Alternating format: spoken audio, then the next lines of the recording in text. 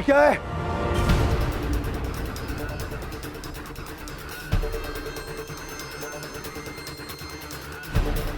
सम्राट की स्वर्ण प्रतिमा का शीश।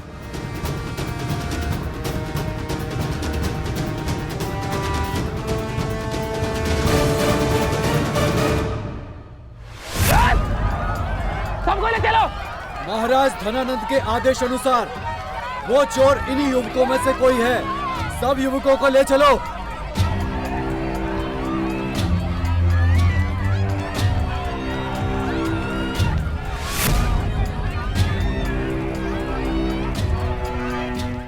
मगध में उस किशोर की आयु के सभी युवकों को बंदी गृह में डाला जा रहा है।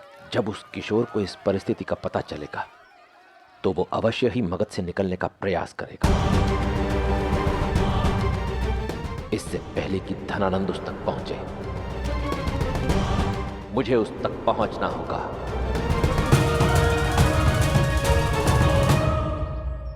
क्या किया है तुमने? किससे पूछकर किया? किससे पूछते? तुमने तो कहा था लूटने को। मैंने कहा था। मती मारी गई है मेरी कि सम्राट के क्रोध को बुलावा दूं। अर्थात जिस व्यक्ति के साथ मैंने सौदा किया उसी ने मेरे साथ विश्वासघात किया। किसने करवाया तुमसे ये सौदा? मैं नहीं जानता। उसका मुख ढका हुआ था। मैंने केवल राशि मोहर वाली अंगूठी उसके दाहिने हाथ पर देखी थी। मुझे क्या पता राशि अंगूठी पहनने वाला सम्राट के विरुद्ध मुझसे ऐसा कार्य करवाएगा। फंस जाऊंगा मैं। नहीं, उठाओ इसको और कहीं दूर जाके इसको पिघला दो। अरे देख क्या रहे हो? चलो जल्दी करो, चलो उठाओ इसको। रुक जाओ, कोई कहीं नहीं जाएगा।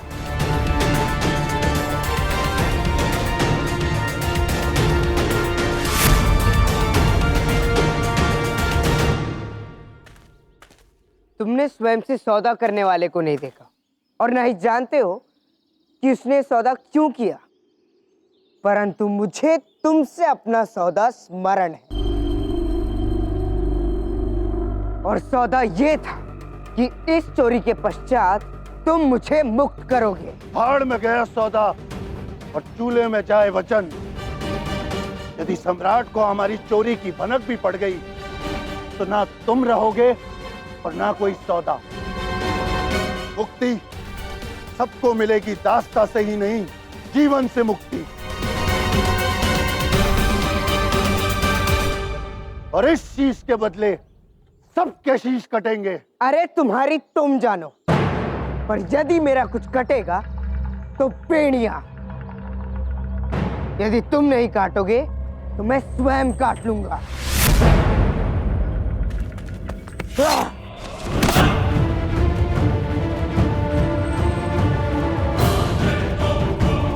आगे मत बढ़ना, नहीं तो बेड़िया काटने से पहले मैं तुम्हें काट दूंगा।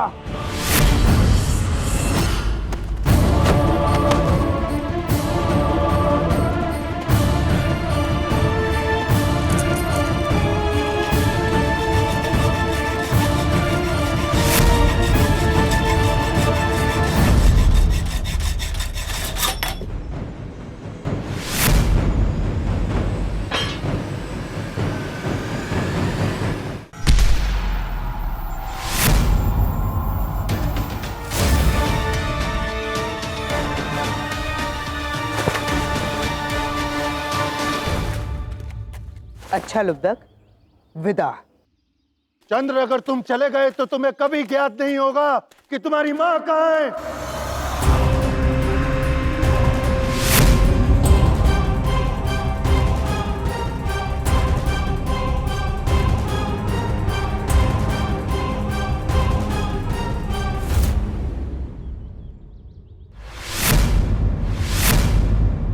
क्या कहा तुमने? हाँ, मैं जानता हूं कि तुम्हारी मां कहाँ है। उसी को ढूंढने के लिए मुक्त होने को छटपटा रहे हो ना तुम।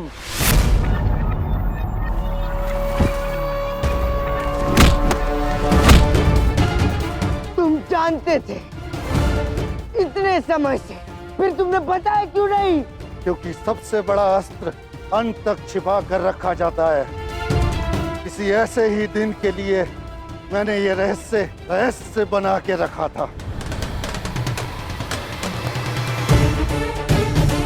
यदि तुम जानना चाहते हो कि तुम्हारी माँ कहाँ है, तो जो मैं कहूंगा वही तुम करोगे। इस स्वर्ण शीश को यहाँ से ले जाओ और छुटकारा पाओ। और अगर तुमने ये काम कर दिया तो मैं तुम्हें बता दूंगा कि तुम्हारी माँ कहाँ है। अगर मेरा नाम सम्राट धनानंद के समक्ष आया तो तुम्हें तुम्हारी माँ का पता कभी नहीं चलेगा।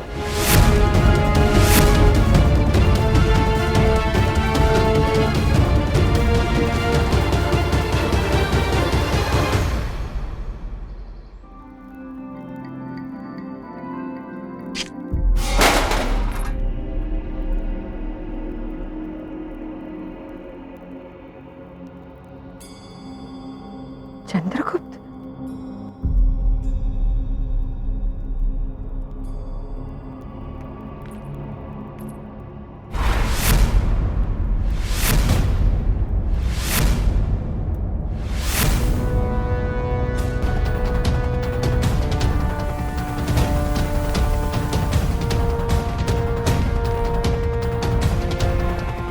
इतना क्रोध! प्रतीत होता है कि मगधपति अब भी अपने भव्य प्रतिमा के विषय में सोच रहे हैं।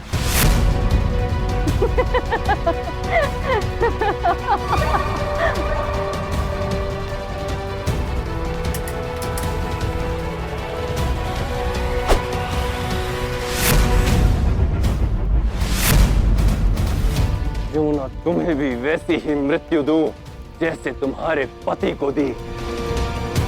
तुम्हारे साथ साथ पति की यादें समाप्त, तुम्हारा दुख समाप्त, और उसी के साथ क्षत्रिय दर्प को छीनने का तुम्हारा स्वप्न भी समाप्त। नंद,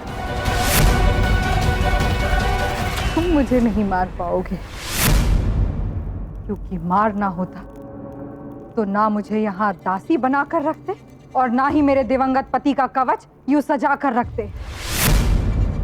मैं तुम्हारे जीवन के सबसे बड़े युद्ध के विजय का प्रतीक हूं। वो युद्ध जो तुमने क्षत्रिय मान को भंग करने के लिए किया था। मैं क्षत्रिय मान का वो मुख हूं जिसे तुम सदैव उतरा हुआ देखना चाहते हो। मैं वो दृष्टि हूं जिसे झुकाने में तुम्हें अत्यंत आनंद मिलता है। मेरी दुर्दशा देखकर तुम्हें गर्व अनुभव होता है नंद, और धनानंद अपने आनंद का, गर्व का अंत कभी नहीं करेगा। तब भी नहीं जब वो आनंद सबके समक्ष उसका अपमान करे।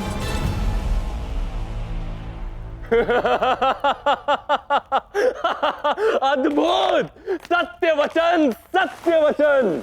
सत्य कहा तुमने मूर्रा कि मैं तुम्हें नहीं मार सकता, किंतु तुम्हारे भीतर दौड़ रहे क्षत्रिय मान को मारूंगा। मैं उस दर्प को मारूंगा जो सब कुछ खोने के पश्चात भी तुम्हारे मुख पर तेज बनकर धमकता है। कल सूर्योदय तुम ऐसा दृश्य देखोगी तो तुम्हारे भीतर की क्षत्राणी की हत्या कर देगा। कल सारा मगध देखेगा कि मगध राज के मान की सीमा भंग करने वाला किस प्रकार अपने जीवन की सीमा पार कर मृत्यु की गोद में बैठते हैं।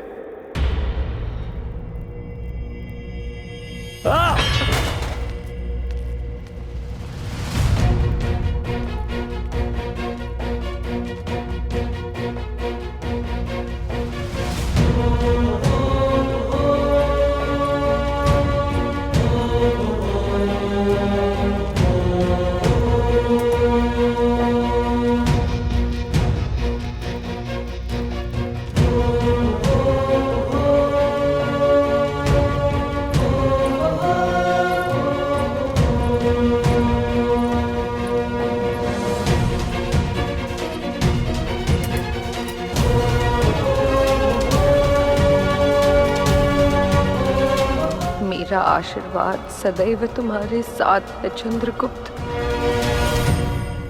सबको लेके आओ।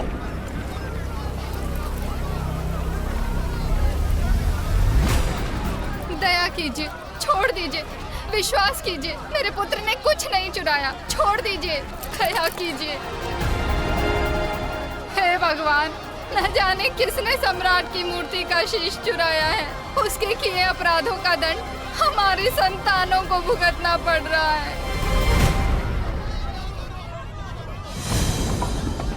हे प्रभु, उस स्वर्ण शीश के चोर को पकड़ने के लिए इतनी क्रूरता।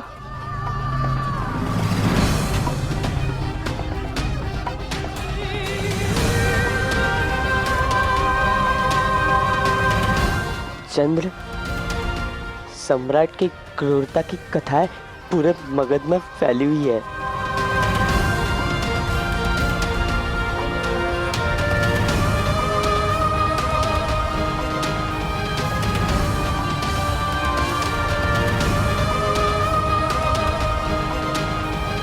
अरे रुको!